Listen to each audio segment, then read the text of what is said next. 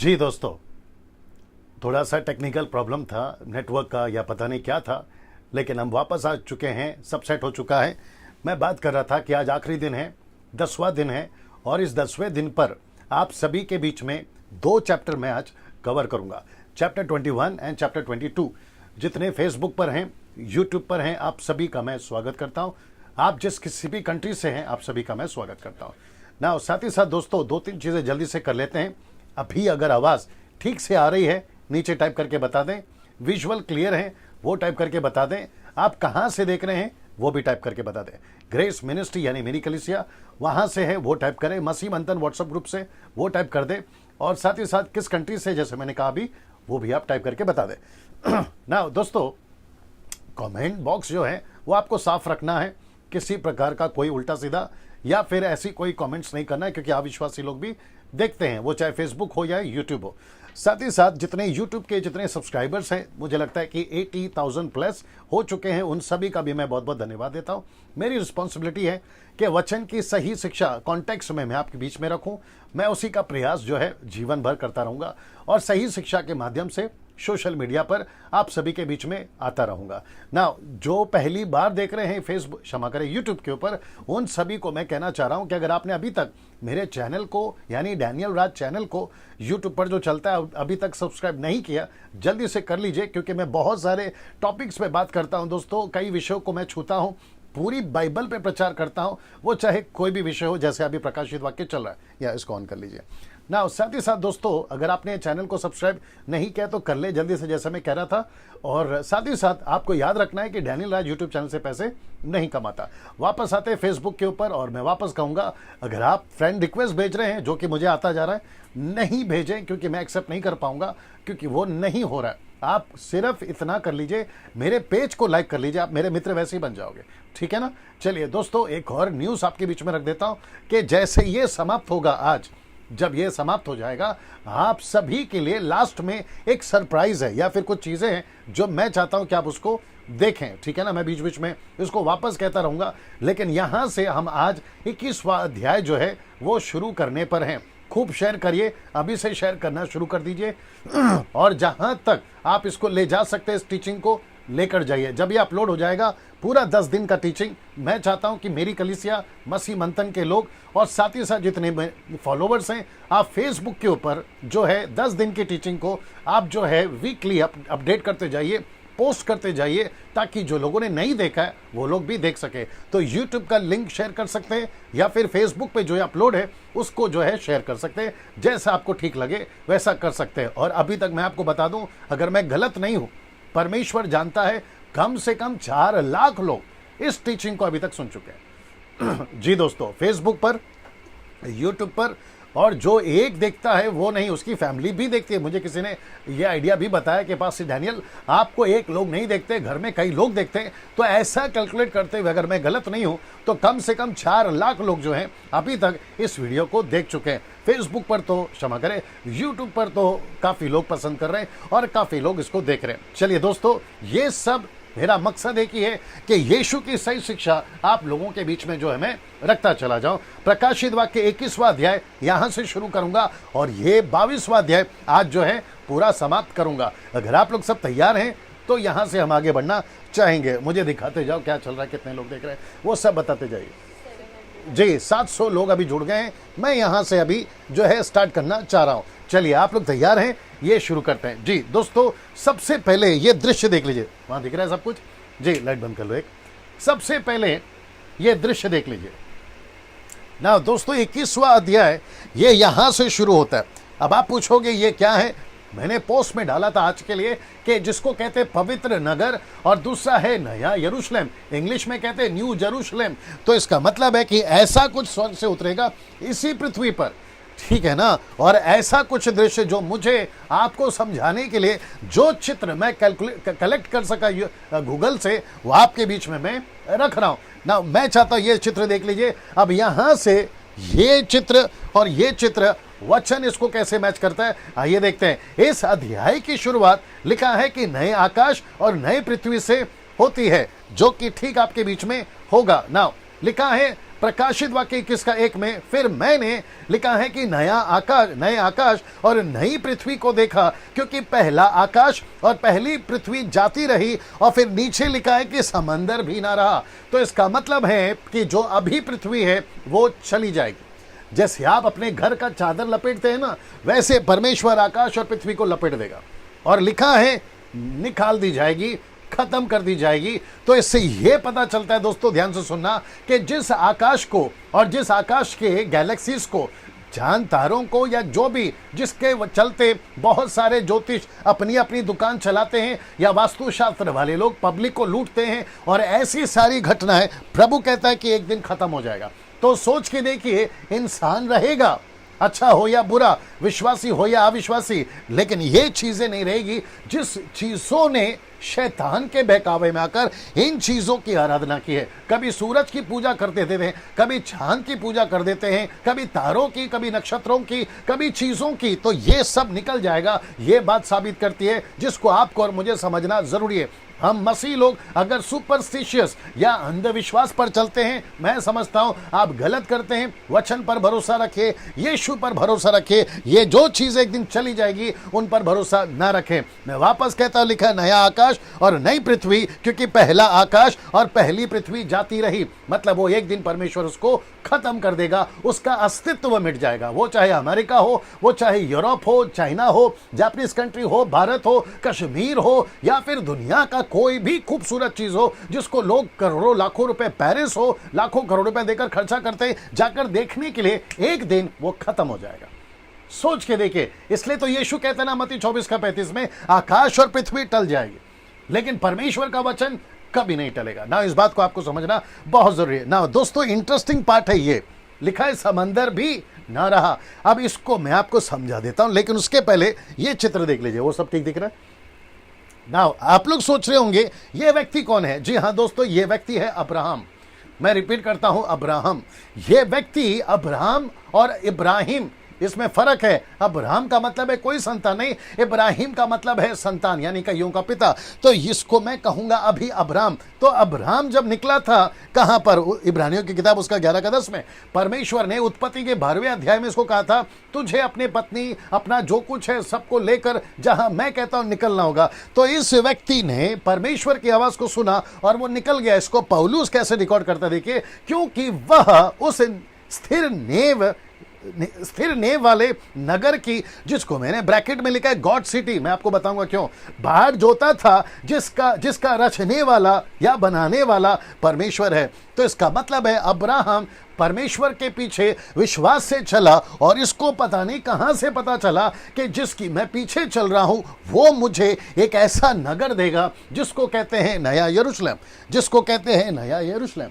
तो इसका मतलब है कि ओल्ड टेस्टमेंट के लोगों को पता था कि पृथ्वी एक दिन आएगी, वो नया पृथ्वी नया आकाश की बात करा, और एक दिन यरूशलेम भी नीचे आएगा। और उसी के चलते ये व्यक्ति बड़े विश्वास से यीशु के पीछे चला। कनेक्शन देखिए ओल्ड टेस्टमेंट में कितना मजबूत है। इसलिए वापस कहता हूं, व्यवस्था विवरण 29 में बहुत सारी चीजें, Deuteronomy, the book of Deuteronomy chapter 29 verse 29 लिखा है। बहुत सारी बातें नहीं बताई गई है, तो लेकिन उनके जीवन से जो पौलुस, जो कि ओल्ड टेस्टमेंट का तोरा का, जो कि पक्का अनुभवी था, टीचर था, उसने कहा कि यह व्यक्ति एक ऐसे नगर के पीछे चलता था। लिखा है क्योंकि वह स्थिर नेव वाले नगर की बाढ़ जोता था, जिसका रचने वाला परमेश्वर या बनाने वाला परमेश्वर है ना। इसको देखिए दोस्तों, ये चित्र को देख लीजिए। सब ठीक है, लाइट देख लो,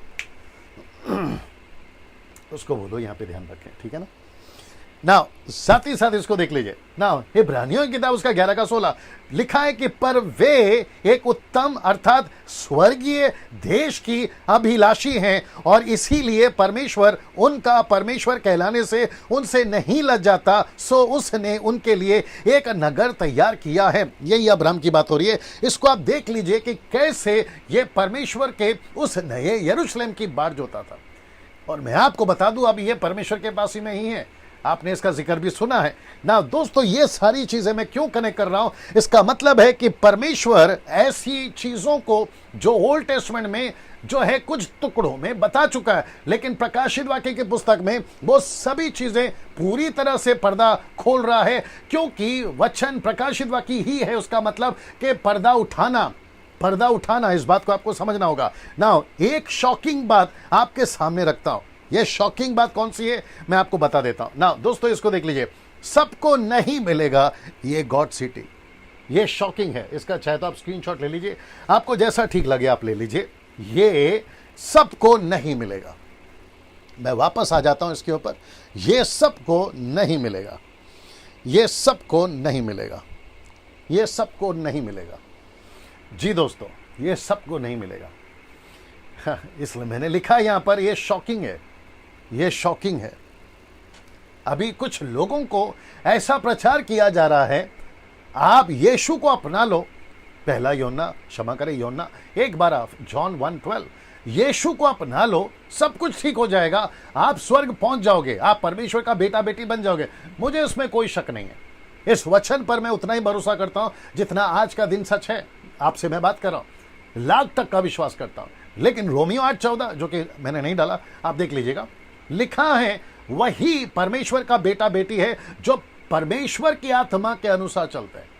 ठीक है ना। बहुत सारी चीजें आ जाएंगी जो इससे भी कनेक्ट होंगी। तो मैं वापस कहता हूं कि सिर्फ यीशु के पीछे चलना काफी नहीं है, सिर्फ यीशु के लिए विश्वासी बनना काफी नहीं है। संडे टू संडे वाले, साल में 3 बार वाले, जिसको कहते हैं एतवारी मसीह और त्योहारी मसीह, ये नहीं बनना है। हमको यीशु के पीछे उसके वचनों के अनुसार, उसकी आज्ञाओं के अनुसार चलना है। इसलिए लिखा है कि ये सबको नहीं मिलेगा। मैं आपको कनेक्ट करता हूं, लूका की किताब उसका 13 का 23 से 24 आप देख लीजिए ना। यहां पर जी ना, यहां पर लिखा है, और किसी ने उससे पूछा, किसी ने पूछा। अब ये कौन थी या कौन था? एक पब्लिक जो यीशु के वचन को सुन रही थी, क्योंकि इसके पीछे लिखा है, इसके पहले वाले में, यीशु नगर नगर, गली गली, गांव गांव, शहर शहर प्रचार करता हुआ जब बड़ी भीड़ जा रही थी, तो उस भीड़ में से किसी ने पूछा। क्या पूछा? देखिए, बड़ा इंटरेस्टिंग है। उसने पूछा, हे प्रभु, क्या उद्धार पाने वाले थोड़े हैं?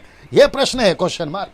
उसने ऐसा क्यों पूछा होगा? जरा आप सोच के देखिए दोस्तों, कि उद्धार पाने वाले थोड़े हैं, इसका मतलब है उसका प्रश्न सीधा उद्धार पे चला गया। मैंने इसलिए आपको यह शॉकिंग रखा कि सबको यह गॉड सिटी नहीं मिलेगा। अब किसको मिलेगा ये आपको समझना है। इसलिए बार बार पौलुस, बार बार पतरस, बार बार यीशु चेतावनी दे रहा है, वार्निंग देता है कि सावधानी से अपना जीवन जियो। मैं सब कुछ कनेक्ट करूंगा, मेरे साथ में बने रहे ना। दोस्तों इसको देख लीजिएगा। किसी ने पूछा, हे प्रभु, क्या उद्धार पाने वाले थोड़े हैं? फिर उसने कहा, सकेत द्वार से प्रवेश करने का यत्न करो। यीशु का यह लाइन है कि सकेत द्वार, नैरो वे, सकेत द्वार से प्रवेश करने का यत्न करो। इसका मतलब है कि यह स्वर्ग का रास्ता, जिसको कहते हैं नया यरूशलेम, यह सबके लिए इसलिए नहीं है क्योंकि बहुतों को सकरा रास्ता पसंद नहीं आएगा, बहुतों को चौड़ा रास्ता पसंद आएगा। कई मसीह लोग ऐसे हैं जिसका जिक्र पौलुस कर चुका है, कहते हैं कानों की खुजली के चलते बहुत सारों को पतला रास्ता पसंद नहीं आएगा, उनको चौड़ा रास्ता चाहिए। आशीष की बातें, उन्नति की बातें, तरक्की की बातें, यूके का वीजा, अमेरिका का वीजा, लंदन का वीजा, मेरे पैसे डबल हो जाए, मेरा घर आशीषित हो जाए, मोटरसाइकिल से मारुति, मारुति से BMW, ऐसा कुछ आशीष मिल जाए। तो यीशु कहता है कि जब तक वो सकरे रास्ते को नहीं चुनेंगे, मसीह में दुख उठाना, यीशु में दुख उठाना। अगर यीशु आशीष देता है, प्रेज गॉड, यीशु पैसा देता है, प्रेज गॉड, आपको गाड़ी बंगला देता है, प्रेज गॉड। मैं ये नहीं कह रहा कि तुम फटे कपड़े में घूमो, लेकिन उसके पीछे भागना और यीशु को, सेवा को छोड़कर, यीशु के मकसद को छोड़कर बाकी चीजों के पीछे भागना, ये तो सरासर मूर्खता है। इसलिए तेल, पानी, रुमाल के चक्कर में मत भागिए, किसी ऐसे सेवकों के हाथों के पीछे मत भागिए जो टीवी पे अपना हाथ रखते कहते हाथ रखो, प्रार्थना करेंगे, अभी आपके ऊपर ब्लेसिंग आएंगी। और ये पापा का चक्कर, मेरा आत्मिक पिता, मेरा पापा, ऐसे लोगों के पीछे पागल मत होइए, क्योंकि यीशु ने कहा सकरा रास्ता चुनो ना। दोस्तों ऐसा क्यों? क्योंकि मैं तुमसे कहता हूं, यीशु का लाइन है, यीशु कहता है, मैं तुमसे कहता हूं कि बहुत तेरे प्रवेश करना चाहेंगे और ना कर सकेंगे। ऐसा क्यों?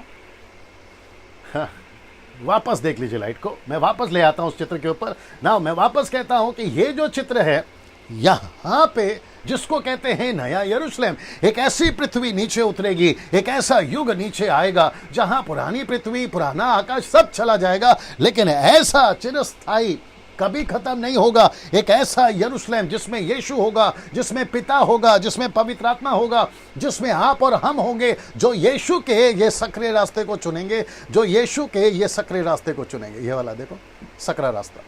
इसलिए यीशु ने कहा कि सबको नहीं मिलेगा। देखो ना, लिखा है ना, बहुत तेरे प्रवेश करना तो चाहेंगे लेकिन वो नहीं कर पाएंगे। आपको पता है दिक्कत क्या है? हमारी दिक्कत है कि हम शुरू बड़ा अच्छा करते हैं। यीशु में जब आते हैं ना तो बलून की तरह होते हैं, एकदम से फूगे हुए।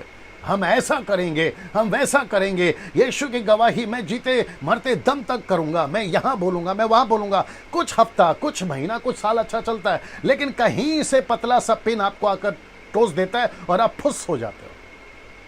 आपके साथ भी हुआ है, ऐसी घटनाएं आपके आसपास घटी हैं। आप इस बात से वाकिफ हैं मैं क्या बात कर रहा हूं, आप इस बात से वाकिफ हैं मैं क्या बात कर रहा हूं ना। इसका मतलब है दोस्तों कि हम सभी को यह सकरा रास्ता चुनना है, हम सभी को यीशु के बताए हुए वचनों पे चलना है, तब जाकर हमको यीशु का वो नगर मिलेगा जिसको मैंने अभी यहां पर लिखा है कि शॉकिंग। मैंने इसलिए लिखा शॉकिंग।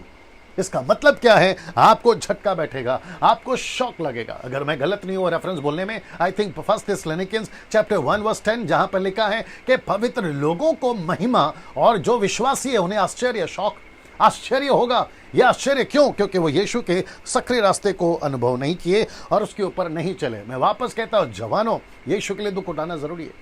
आज मुझे कॉल आया, मैं खैर नाम तो नहीं बताता हूं, मुझे कॉल आया, कहा कि पास्टर डैनियल मैं विश्वासी हूं, लड़की विश्वासी है, क्या हम गलत हैं? शादी करते हैं, अफेयर करते हैं, क्या गलत है?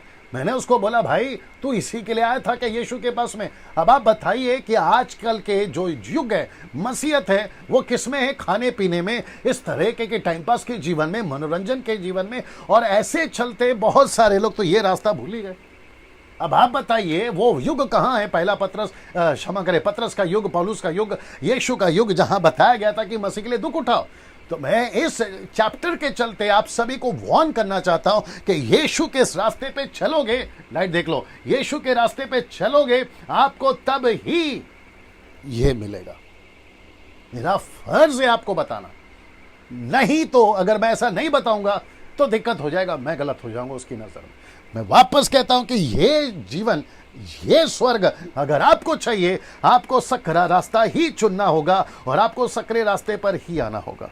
इसलिए लिखा है बहुत तेरे जाना चाहेंगे लेकिन नहीं जा पाएंगे ना। लिखा है यहां नया आकाश है, नया पृथ्वी है, पर एक चीज नहीं है जिसका मैंने जिक्र किया था, वहां है समंदर। सी, समंदर, सी नहीं है यहां पर। अब ऐसा क्यों? आइए देखते हैं ऐसा क्यों लिखा है। क्यों क्यों क्यों क्यों ऐसा क्यों? मैं वापस रिपीट कर देता हूं कि स्वर्ग में आपको समंदर नहीं मिलेगा। जो नया यरूशलेम, जो नया आकाश, नई पृथ्वी आएगी ना, वहां समंदर नहीं है। आज कई लोगों को समंदर पसंद है, आज भी कई लोग समंदर में जाना चाहते हैं, समंदर में तैरना चाहते हैं, घूमना चाहते हैं, लेकिन नया आकाश और नई पृथ्वी में समंदर नहीं है। मैंने ये नहीं कहा कि पानी नहीं है, मैंने कहा समंदर नहीं है। ऐसा क्यों नहीं है मैं आपको वापस से बता देता हूं। ये देख लीजिए आप, ये वचन आप पढ़ लीजिए, ये वचन पढ़ लीजिए, ये वचन पढ़ लीजिए। कहां गया ये वाला वचन? जी, लिखा है समंदर नहीं है, लिखा है समंदर नहीं है, नहीं रहा, समंदर नहीं रहा। तो इसका मतलब है दोस्तों, क्यों नहीं रहा, मैं आपको उसका जवाब देने जा रहा हूं कि समंदर क्यों नहीं रहा। यहां सब ठीक चल रहा है, समंदर क्यों नहीं लिखा? लिखा है यशाया की किताब, उसका 57 का 20, the book of Isaiah chapter 57 verse 20 लिखता है, परंतु दुष्ट तो लहराते समंदर के समान, जो स्थिर नहीं रह सकता, उसका जल मैल और कीच उछालता है, मतलब कीचड़ और गंदगी उछालता है।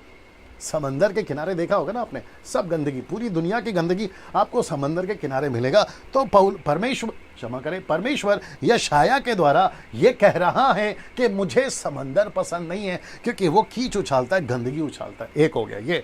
दूसरा, याकूब 1:6 में क्या लिखा देखिए, पर विश्वास से मांगे, कुछ संदेह ना करे, क्योंकि संदेह करने वाला, देखो क्या लिखा है, समंदर की लहर के समान है जो हवा से बहती और उछलती है। तो इसका मतलब है दो वचन अभी तक नेगेटिव आ रहा है समंदर को लेकर, ये रहा। और एक यशाया की किताब, उसका 17 का 12 से 13, the book of Isaiah chapter 17 verse 12 to 13 कहता है कि हाय हाय, वो मतलब श्राप श्राप, हाय हाय किसको? समंदर और उसे लोगों को जुड़े लेकर। क्यों?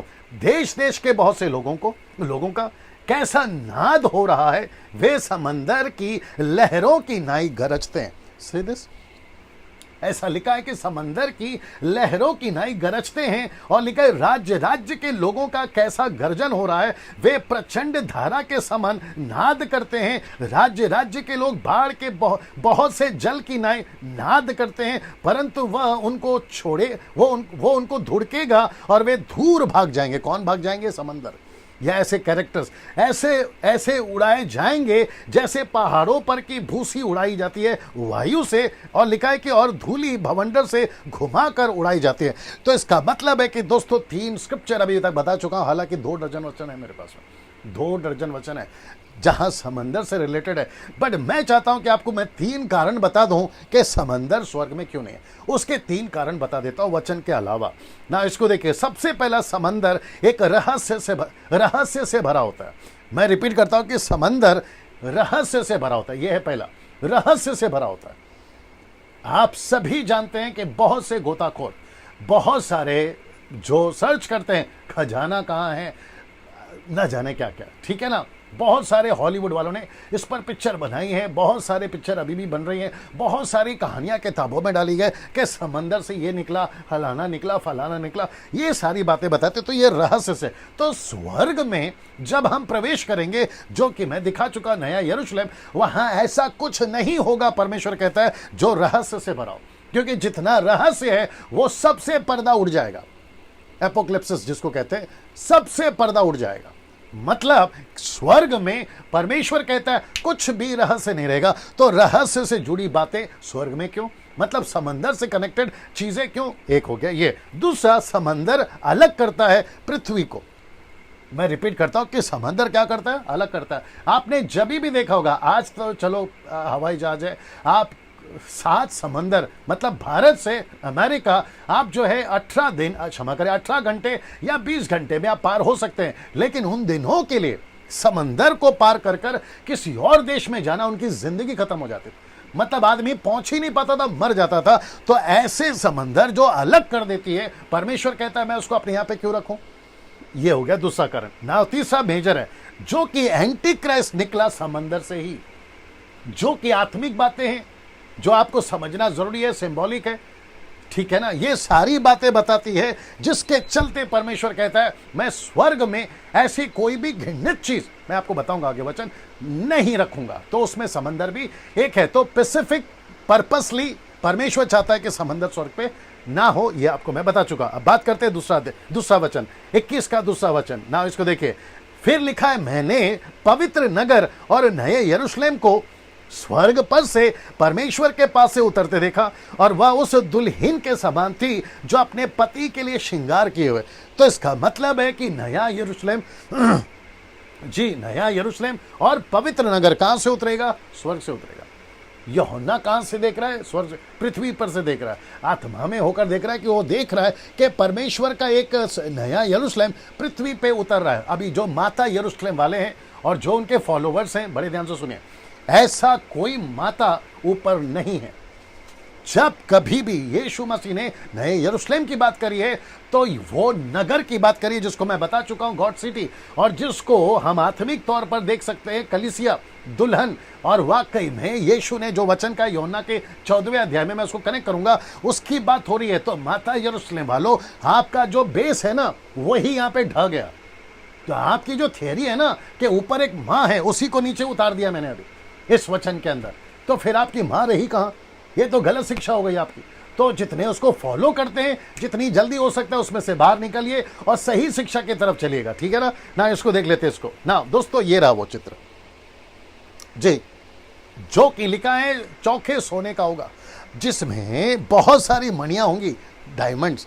ये देखिए, जिसके 3-3 गेट्स होंगे, फाटक होंगे, और 12 गोत्रों का उसमें नाम होगा। सबका वचन मैं बताऊंगा। इन सभी की चर्चा यीशु मसीह कर रहा है कि लिटरली वाकई में ऐसा कुछ स्वर्ग से उतरेगा पृथ्वी पर। याद रखो, पृथ्वी पर। और जब सब कुछ खत्म हो जाएगा तब।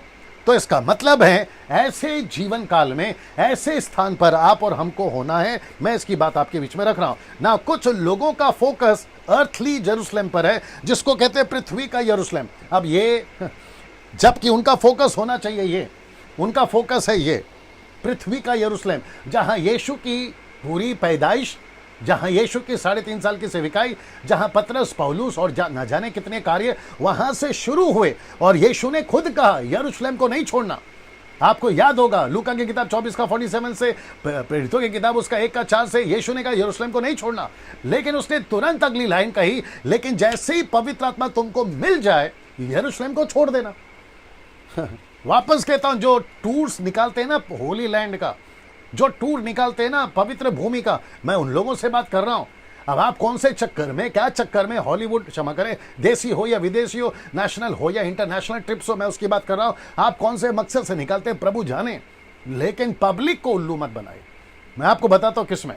वो कहते हैं कि वहां का पानी पवित्र है, वो कहते हैं कि वहां का तेल पवित्र है, वो कहते हैं कि वहां का रुमाल पवित्र है, वो कहते हैं वहां का शॉल जो होता है ना यहूदियों का वो पवित्र है। और उसके चलते जब वो वहां जाते हैं तो 90%, मुंबई से भी कुछ लोग गए थे, अगर वो सुन रहे तो समझ में आएगा, 90% वहां से आकर कहते हैं कि वहां एक अलग अनुभव होता है।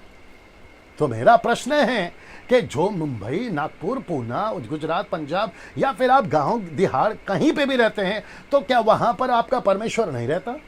आपके अंदर ही रहता है ना मेरे दोस्त। तो फिर वहां जाकर, ये तो आपका इमोशनल है, ये तो आपका भावना है, इसको कहते हैं सुपरस्टिशियस, इसको कहते हैं अंधविश्वास। अरे मैं यीशु के कब्र के पास में खड़ा था, मुझे कुछ अलग अनुभव। स्वर्गदूत खुद कहता है यहां क्या कर रहे हो, स्वर्गदूत ने खुद बोला यहां क्या कर रहे हो, इसको यहां क्यों ढूंढ रहे हो। कहता है मुर्दों, जीवितों को मुर्दों में क्यों ढूंढ रहे हो। स्वर्गदूत खुद डांट लगा रहा है, क्या कर रहे हो यहां पर, ऐसा वो खुद बोलता है। लेकिन दिक्कत की बात यह है कि फ्लाइट भर भर के, बसें भर भर के, गाड़ियां भर भर के, लाखों रुपए ले लेकर उसी मैयत, उसी कॉफिन बॉक्स को या उसी ग्रेवयार्ड को या उसी काली खाली खबर को दिखाने के लिए कई पैसे लेकर जा रहे हैं। आपको बात समझ में क्यों नहीं आती? मैं वापस कहता हूं, इजराइल ट्रिप करना गलत नहीं है, आप जाइए ना, घूम के आइए, लेकिन ऐसा वाला उल्लू मत बनाइए। मैं वापस कहता हूं, ऐसा वाला उल्लू मत बनाइए। आपको जाना है जाके आओ, आपके पास पैसा ज्यादा हो गया किसी और को ले जाओ, मुझे ले जाओ, मैं भी आऊंगा, लेकिन ऐसा कुछ एक्सपीरियंस वाली बात मसीहों के साथ नहीं करना, क्योंकि परमेश्वर वहां नहीं है, परमेश्वर विश्वासी के अंदर है। अब ये मंदिर नहीं है, इसको पौलुस बोल चुका है, इसको स्टीफन बोल चुका है कि परमेश्वर हाथ के बनाए हुए घरों में नहीं रहता। अभी कुछ बुद्धिजीव प्रचारक लोग हैं यूट्यूब पर, फेसबुक पे, जो वहां की पूरी स्टडी कर आते हैं, कहते हैं वहां का आंगन ऐसा है, अंदर का स्थान ऐसा है। हालांकि फिलिस्तीन के अंडर में वो बात अलग है, उसकी पूरी स्टडी करते हैं, वो दीवार की स्टडी करते हैं, और फिर वो कहते हैं कि देखो ऐसा घटा था, वैसा घटा था। अब यीशु कहता है कि बेटा मती 57 का 27 का 51 में मैंने जिस चादर को फाड़ दिया है, तुम उसको सिलाई क्यों कर रहे हो वापस से। देखो, नॉलेज के लिए सब कुछ अच्छा है, लेकिन पूरी जिंदगी उसी पे अटके रहना। कुछ प्रचारकों को मैं जानता हूं, क्योंकि 26 साल मेरे को भी हो गए, मैं कुछ प्रचारकों को जानता हूं जिनकी टीचिंग सिर्फ इसी पे, मंदिर ऐसा है, आंगन ऐसा है, अति पवित्र स्थान ऐसा है, place, Holi of holy place ऐसा है, अंदर के बर्तन ऐसे होते थे, परमेश्वर ऐसा काम करता था, हारून ऐसा काम करता था, महायाजक का ये रोल है। यार मत्ती 28 कहां गया, यीशु की शिक्षा कहां गई, यीशु का प्रचार कहां गया, आत्माओं को जीतने की बातें कहां गई, आप इसमें कहां घुस गए।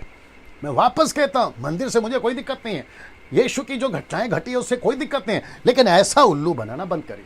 वापस कह रहा हूं, ऐसा उल्लू बनाना बंद करिए। तो इसका मतलब है ना तो वहां का पानी कुछ विशेष है, वहां का पानी यहां का पानी एक है, विशेष तो प्रभु है। ना तेल का कोई चक्कर है, ना रुमाल का, ना शॉल का। कुछ लोग फेसबुक पे आते हैं शॉल ओढ़कर, गाना गाते हुए, प्रचार करते हुए, ऐसा लगता है कि वो यीशु से भी ज्यादा पवित्र है। वो सिर्फ शॉल के चक्कर में। मेरे दोस्त, अगर शॉल, तेल, पानी, रुमाल में अगर इतनी पवित्रता होती तो यीशु क्रूस पे क्यों मरता, बताइए। तो जितने फेसबुक पे अभी सुन रहे, यूट्यूब पे सुन रहे, ऐसी किसी भी एक्टिविटीज में अगर तुम शामिल हो और तुम्हारे घर पर किसको तुम जो खरीद के लेकर आए, ऐसे किसी चीज का इस्तेमाल नहीं करना। मैं बता चुका हूं 19वें अध्याय में और 20वें अध्याय में भी कि ये सब घृणित वस्तु है जो मूर्ति पूजा से कनेक्टेड है। यरूशलेम की बात कर रहा हूं।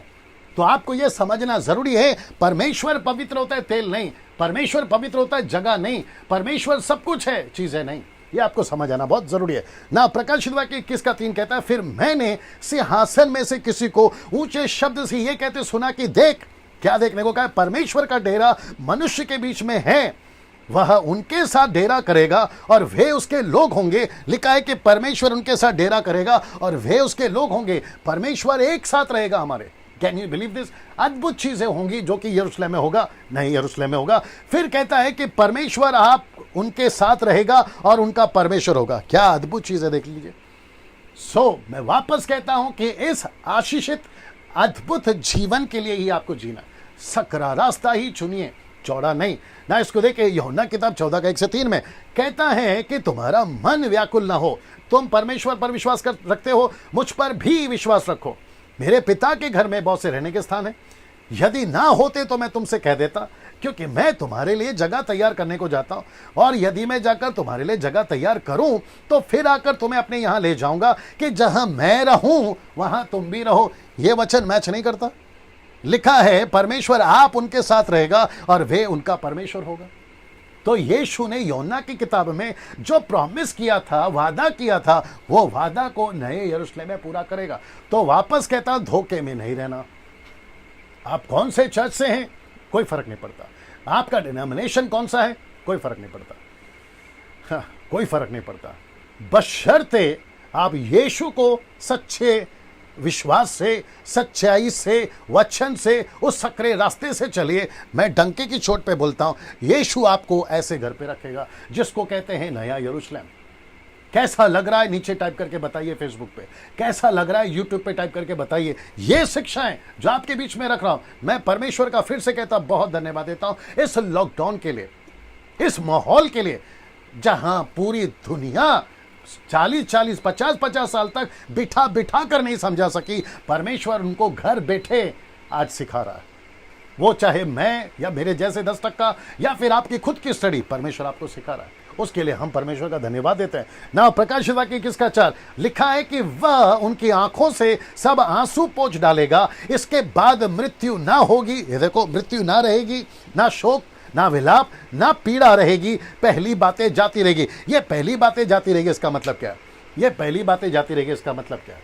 इसका मतलब है, प्रभु कहता है, ये देख लीजिए, ये बताता है कि क्राइस्ट मैंडेट के मिशन में जो क्लेश कलीसिया को उठाना पड़ा, वो सबसे यीशु विश्राम देगा, वो सबसे यीशु विश्राम देगा।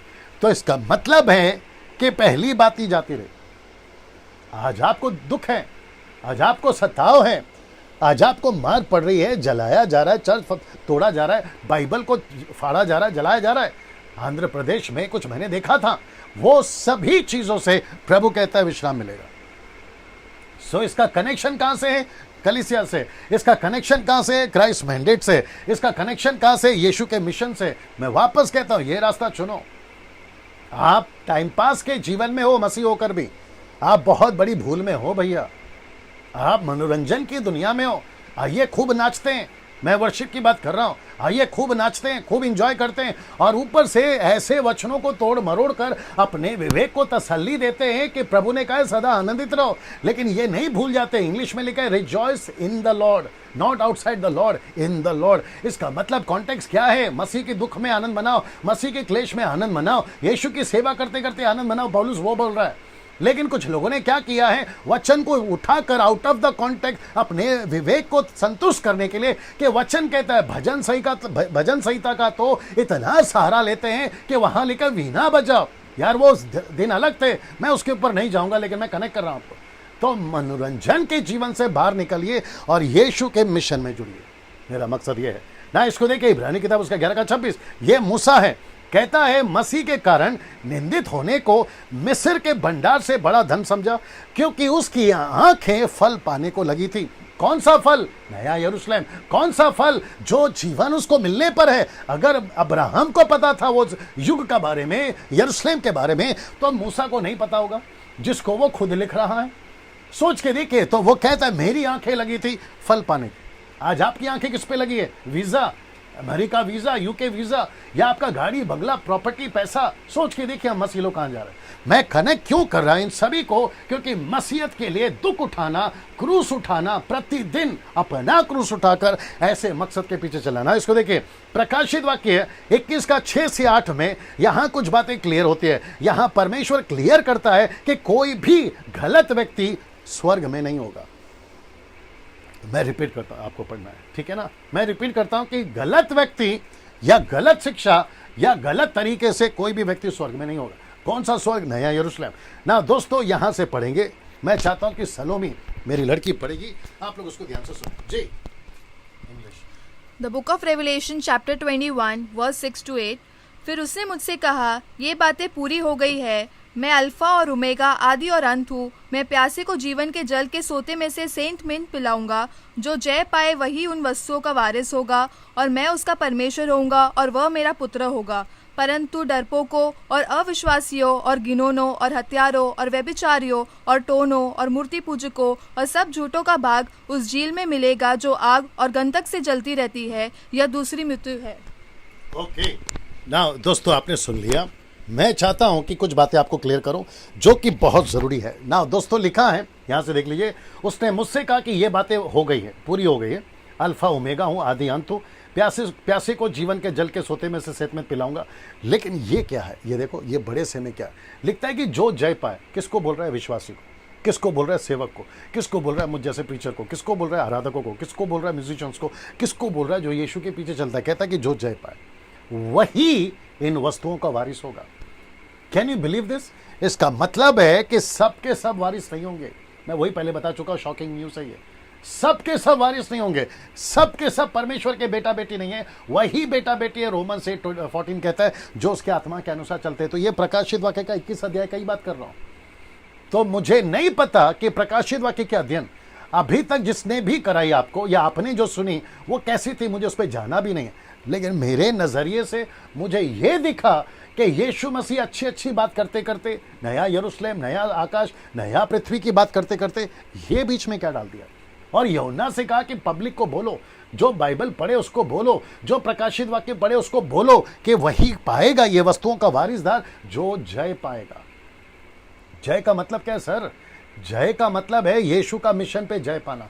जय का मतलब है यीशु की कलीसियाओं की स्थापना करना। जय का मतलब है उसका सुसमाचार का क्रूस उठा के चलना। जय का मतलब है चेला बनाना।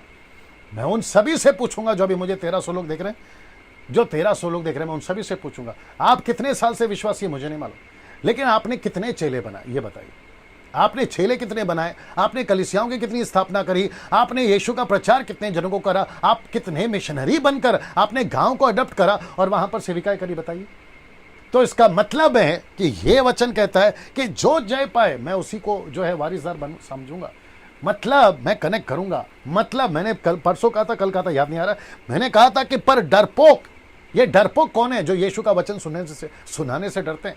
अपने दोस्तों को, पड़ोसियों को, बॉस को, ऑफिस में रिलेटिव्स को, अपने माता पिता को, बच्चों को, पति को, पत्नी को, जो वचन सुनाने से डरपोक है ना, परमेश्वर कहता है वो डरपोक यहाँ के वारिसदार नहीं होंगे। डरपोक नहीं होंगे, अविश्वासी नहीं होंगे, घिनौने, ये सबका चर्चा मैं कर चुका हूं। लिखा है कि वो सब झूठ का भाग उस झील में मिलेगा जो आग और गंधक से जलती रहेगी। मत्ती 7:21 से लेकर 23 तक नहीं बोलना, जहां लिखा है कि हे प्रभु बोलने वाले स्वर्ग के राज्य में प्रवेश नहीं करेंगे। मैं ये प्रचार क्यों कर रहा हूं? मैं यहां पर बोल सकता था ना, अरे चिंता मत करो सब ठीक हो जाएगा, अरे चिंता मत करो तुमको जो अच्छा जीवन मिलेगा। मैं ये भी कर सकता था, लेकिन ये गलत हो जाएगा दोस्तों। प्रभु के नजर में ये गलत हो जाएगा। मैं वही प्रचार करूंगा जो मैंने कल कहा था पतरस की किताब से कि ऐसे प्रचार करो मानो परमेश्वर का वचन। मैं वही कर रहा हूं दोस्तों। ना इसको देख लीजिए, लिखा है कि आग की झील में पड़ेगा। ना इसको देखो, पौलुस की चेतावनी। जी आप रेडी हैं? लिखा है पौलुस की चेतावनी, the book of Hebrew chapter 12 verse 12 to 29, मतलब इब्रानियों 12 का 12 से 29। मैं चाहता हूं कि इसको एक बार सुन लेते हैं, फिर बात करता हूं। जी दोस्तों मेरे साथ में बने रहे। The book of Hebrew chapter 12 verse 12 to 29। इसलिए ढीले हाथों और निर्बल घुटनों को सीधा करो और अपने पाँवों के लिए सीधे मार्ग बनाओ कि लंगड़ा भटक न जाए पर भला चंगा हो जाए। सबसे मेल मिलाप रखो और उस पवित्रता के खोजी हो जिसके बिना कोई प्रभु को कदापि न देखेगा। ध्यान से देखते रहो, ऐसा न हो कि कोई परमेश्वर के अनुग्रह से वंचित रह जाए या कोई कड़वी जड़ फूट कर कष्ट दे और उसके द्वारा बहुत से लोग अशुद्ध हो जाए। ऐसा न हो कि कोई जन व्यभिचारी या एसाव के समान अधर्मी हो, जिसने एक बार के भोजन के बदले अपने पहिलौठे होने का पद बेच डाला।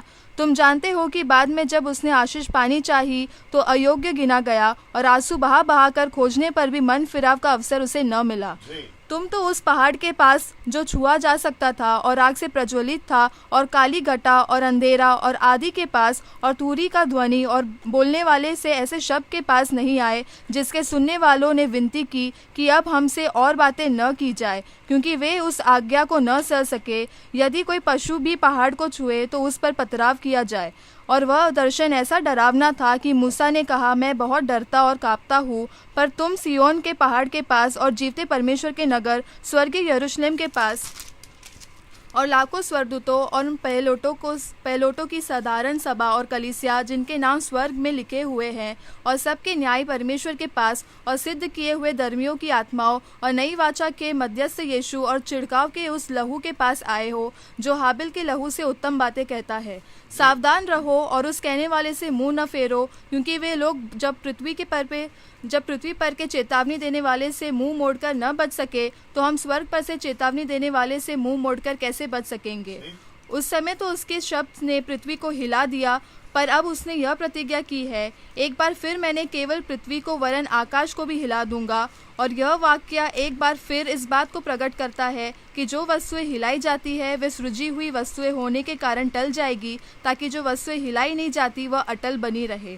इस कारण हम इस राज्य को पाकर जो हिलने का नहीं, कृतज्ञ हो और भक्ति और भय सहित परमेश्वर की ऐसी आराधना करे जिससे वह प्रसन्न होता है, क्योंकि हमारा परमेश्वर भस्म करने वाली आग है।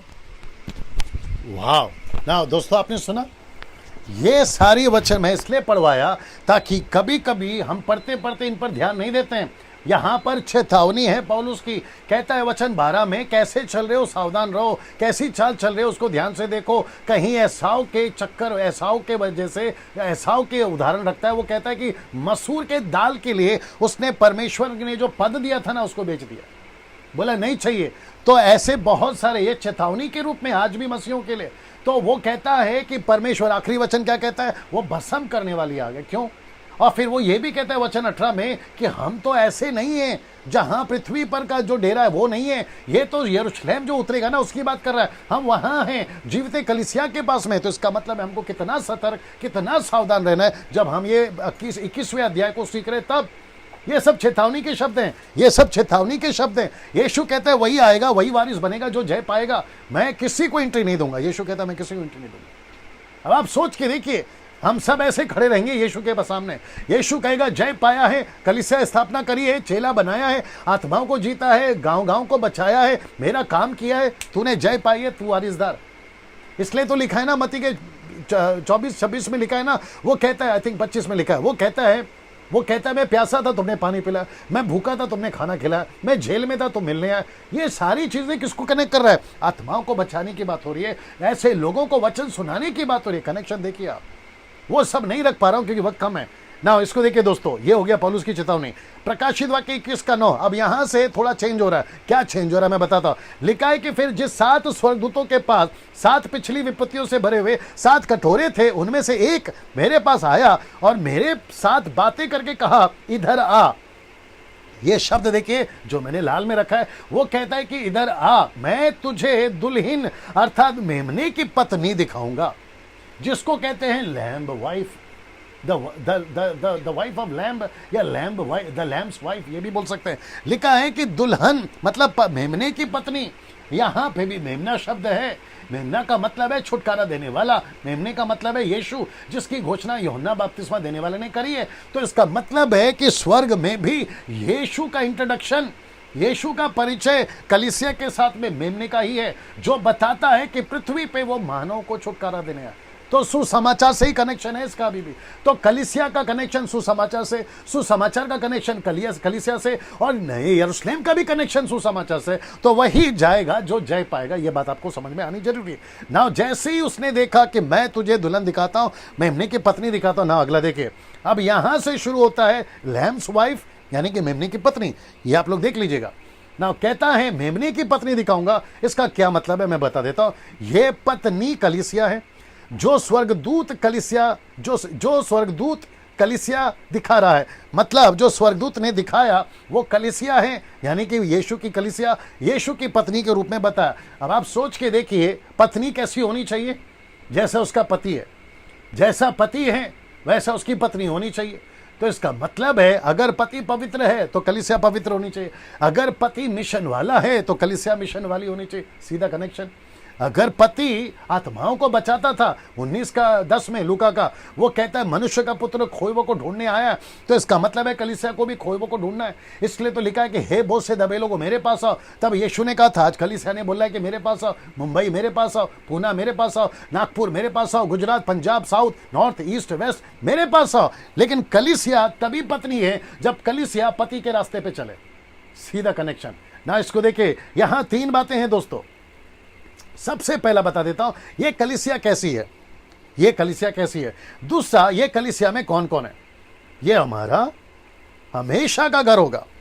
ये मुझे बड़ा अच्छा लगा। कहता है कि ये हमारा कौन सा नया यरूशलेम, ये हमारा हमेशा का घर होगा। यहां हम झोपड़े पे रहते कोई दिक्कत नहीं, यहां पर हम बंगले में रहते कोई दिक्कत नहीं, लेकिन हम सब का फोकस है ये। इसको कहते हैं हमारा लास्ट डेस्टिनी, मतलब ये हमारा मंजिल है, हमेशा का घर। तो कलीसिया कैसी है, कलीसिया में कौन कौन है, और ये हमारा हमेशा का घर है।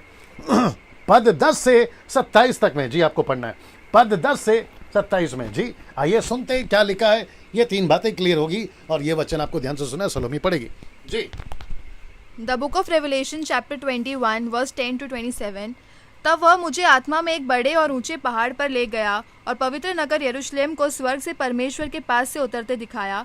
परमेश्वर की महिमा उनमें थी और उसकी ज्योति बहुत ही बहुमूल्य पत्थर और अर्थात बिल्लोर के समान यशब की तरह स्वच्छ थी। उसकी शहरपनाह बड़ी ऊंची थी और उसके 12 फाटक और फाटकों पर 12 स्वर्गदूत थे और उन फाटकों पर इजराइलियों के 12 गोत्रों का नाम लिखे थे। पूर्व की ओर 3 फाटक और उत्तर की ओर 3 फाटक, दक्षिण की ओर 3 फाटक और पश्चिम की ओर 3 फाटक थे। नगर की शहरपनाह की 12 नींवें थी और उन पर मेमने के 12 प्रेरितों के 12 नाम लिखे थे। जो मेरे साथ बातें कर रहा था उसके पास नगर और उसके फाटकों और उसकी शहरपनाह को नापने के लिए एक सोने का गज था। वह नगर वर्गाकार बसा हुआ था और उसकी लंबाई चौड़ाई के बराबर थी और उसने उस गज से नगर को नापा तो 750 कोस का निकला। उसकी लंबाई और चौड़ाई और ऊंचाई बराबर थी। उसने उसकी शहरपनाह को मनुष्य के अर्थात स्वर्गदूतों के नाप से नापा तो 144 हाथ निकली। उसकी शहरपनाह यशब की बनी थी और नगर ऐसे शुद्ध सोने का था जो स्वच्छ कांच के समान हो। उस नगर की नींवें हर प्रकार के बहुमूल्य पत्थरों से सवारी हुई थी। पहली नींव यशब की, दूसरी नीलमणि की, तीसरी लाडी की, चौथी मरकत की, 5वीं गोमेदक की, 8वीं माणिक्य की, 7वीं मणिपनी की और 8वीं पेरोज की, 9वीं पुखराज की, 10वीं लहसनिया की, 11वीं धूम्रकान की और 12वीं याकूब की थी। 12 फाटक 12 मोतिया के थे, एक एक फाटक एक एक मोती का बना था। नगर की सड़क स्वच्छ कांच के समान शुद्ध सोने की थी। मैंने उनसे कोई मंदिर न देखा क्योंकि सर्वशक्तिमान प्रभु परमेश्वर और मेमना उसका मंदिर है। उस नगर में सूर्य और चांद के उजाले की आवश्यकता नहीं क्योंकि परमेश्वर के तेज से उसमें उजाला हो रहा है और मेमना उसका दीपक है। जाति जाति के लोग उसकी ज्योति में चले फिरेंगे और पृथ्वी के राजा अपने अपने तेज का सामान अपने लाएंगे। उसके फाटक दिन को कभी न बंद न होंगे और रात वहाँ न होगी। लोग जाति जाति के तेज और वैभव का सामान उसमें लाएंगे, परंतु उसमें कोई अपवित्र वस्तु या घृणित काम करने वाला या झूठ का गढ़ने वाला किसी रीति से प्रवेश न करेगा, पर केवल वे लोग जिनके नाम मेमने के जीवन की पुस्तक में लिखे हैं। ये स्वर्ग, ये नया यरूशलेम सिर्फ उन्हीं को मिलेगा जिसके नाम जीवन की पुस्तक में, मेमने के पुस्तक में ना। दोस्तों इसको देख लीजिए, यहाँ वो सब होंगे, बड़े ध्यान से देख लीजिए, यहाँ वो सब होंगे जो ओल्ड टेस्टमेंट के लोग और हर युग के उद्धार पाए हुए लोग, ये वो सब यहाँ होंगे।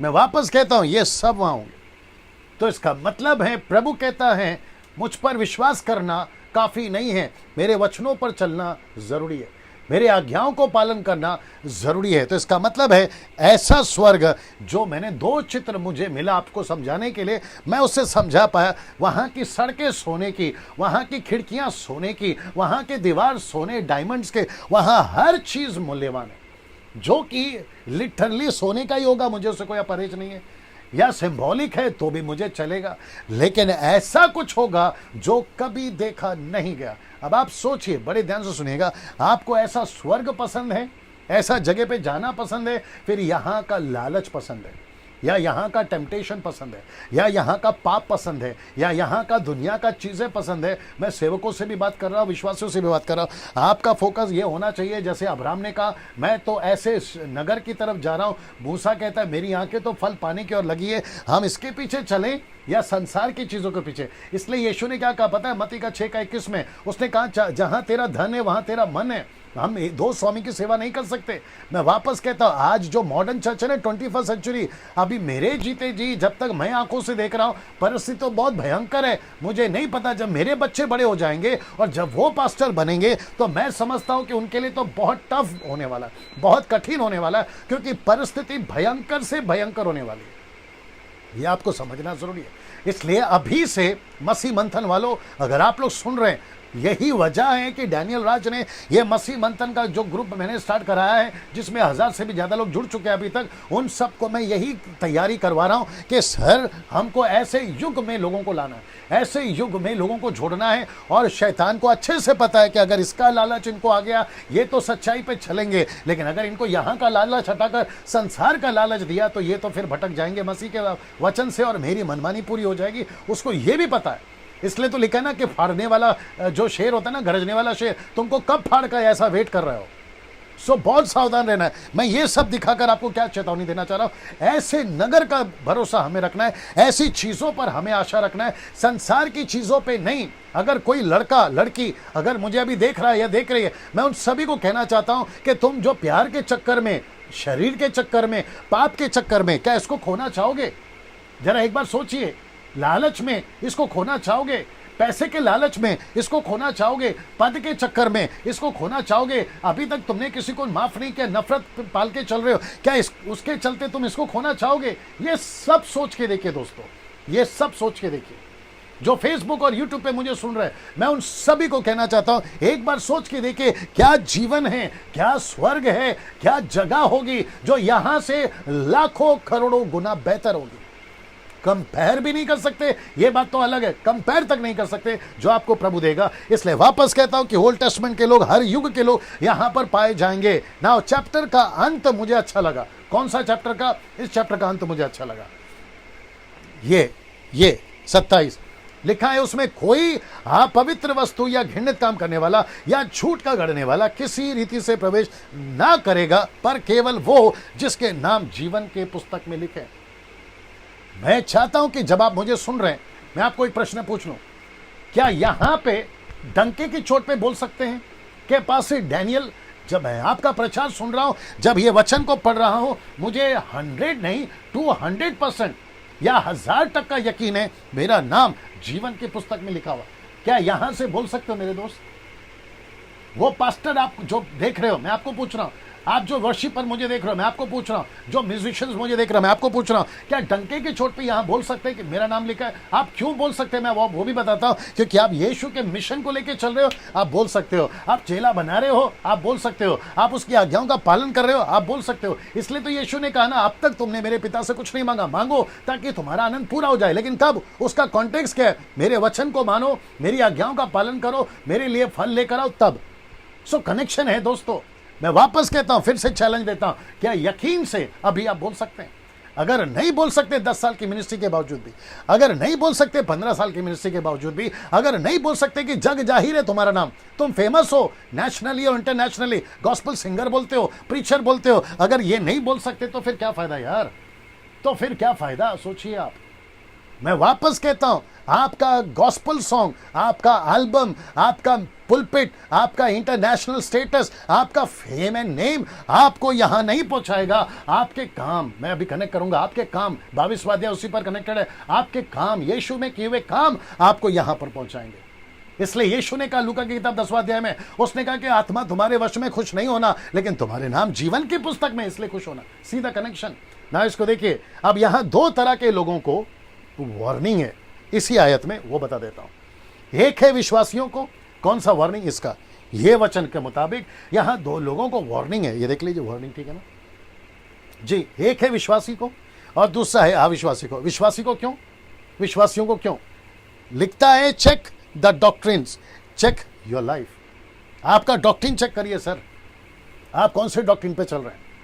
कहीं ऐसा तो नहीं है जिसका जिक्र पौलुस ने किया है पहले 2 कुरिन्थियों 11 का 4 और 5 और 6 में, कहता है कि 2 यीशु हो गया आजकल, 2 सुसमाचार हो गया आजकल, और 2 प्रकार का पवित्र आत्मा हो गया। जो यीशु हमने दिया तुमने बदल दिया, जो सुसमाचार हमने दिया तुमने बदल दिया, जो पवित्र आत्मा हमने दिया तुमने बदल दिया। ये पौलुस बोल रहा है।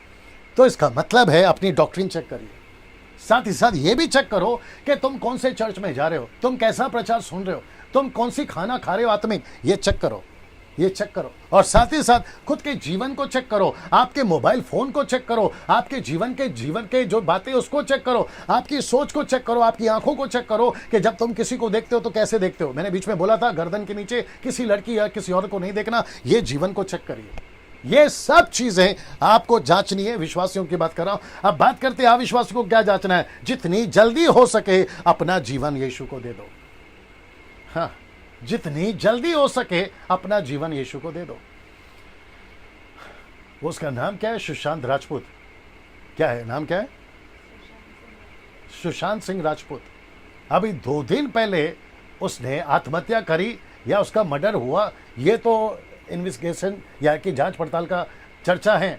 लेकिन अगर वो व्यक्ति ने आत्महत्या की, अभी यहां पे न्यूज में और पूरे फेसबुक पे कई लोग उसकी चर्चा चला रहे, अच्छा था मर गया, अच्छा था मर गया, बेचारा इतना अच्छा एक्टर था मर गया, ये चर्चा कर रहे हैं। मर गया, लेकिन किसी को नहीं पता वो कहां गया।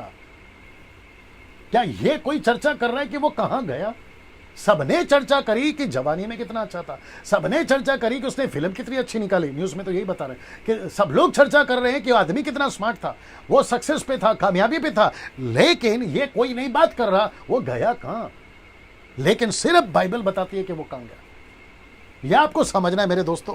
अगर यीशु आपके पास है आपका जीवन बच गया। अगर यीशु आपके पास में नहीं है, मैं अविश्वासियों से बात कर रहा हूं, तुम हिंदू हो तुमसे बात कर रहा हूं, तुम मुस्लिम हो तुमसे बात कर रहा हूं, तुम बुद्धिस्ट हो तुमसे बात कर रहा हूं, तुम किसी भी यहां तक कि क्रिश्चियन में न जाने 50 डिनोमिनेशन है, मैं उनसे भी बात कर रहा हूं। यह वचन कहता है कि जिसका नाम जीवन की पुस्तक में है वही उस नए यरूशलेम में जाएगा। ये वार्निंग है सर, ये वार्निंग है, ये वार्निंग है। मैं वापस कहता हूं अपनी डॉक्ट्रिन चेक करो विश्वासियों। आपके पास में बहुत टाइम है अभी भी। अच्छा, मुझे लगता है और एक बोल देता हूं। मुझे पता चला है फेसबुक के माध्यम से या हवा के कॉल के माध्यम से कि बहुत सारे चर्चों को जल्दबाजी लगी है, मतलब जल्दी पड़ी है कि कब चर्च खुल जाए।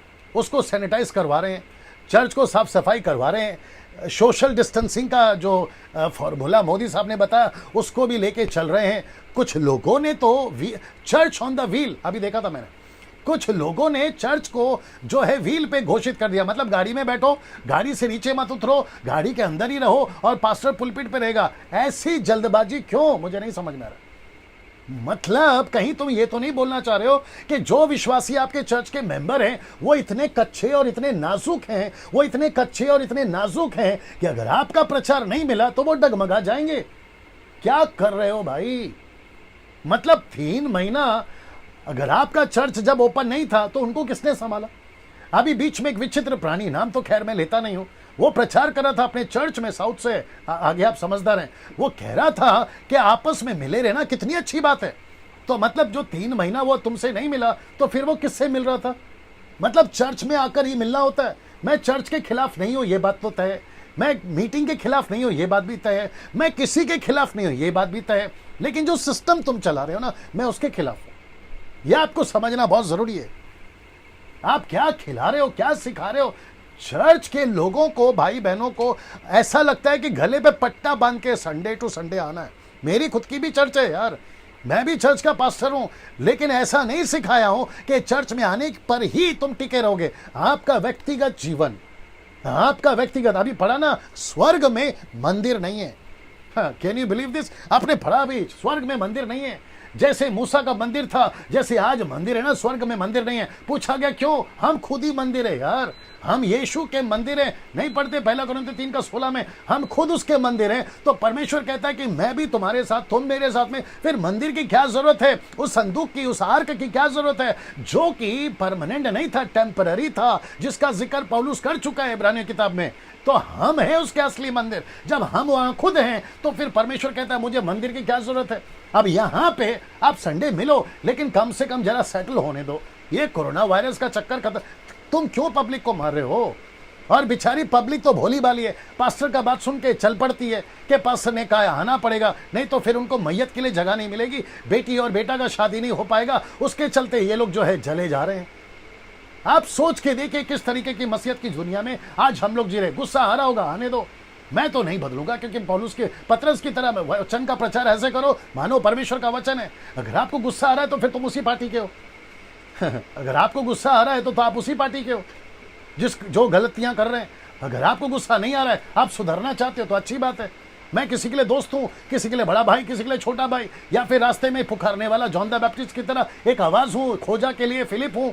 मैं कितनी बार बोल चुका हूं। आपको पसंद आता है सुनिए, नहीं आता है नेक्स्ट दूसरा वीडियो रेडी है आपके लिए, आप उसको देखो जो कानों की खुजलियां मिटाते हैं।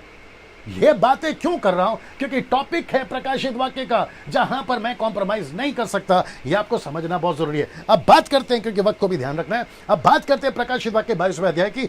ये भी अद्भुत चैप्टर है, इसका अंत कैसा है आप लोग देख लीजिएगा ना। प्रकाशित वाक्य 22 का 1 से 2 में लिखा है कि उसने मुझसे बिल्हौर की किसी झलकती हुई जीवन के जल की एक नदी दिखाई। मैं उसका फोटो दिखाऊंगा आपको।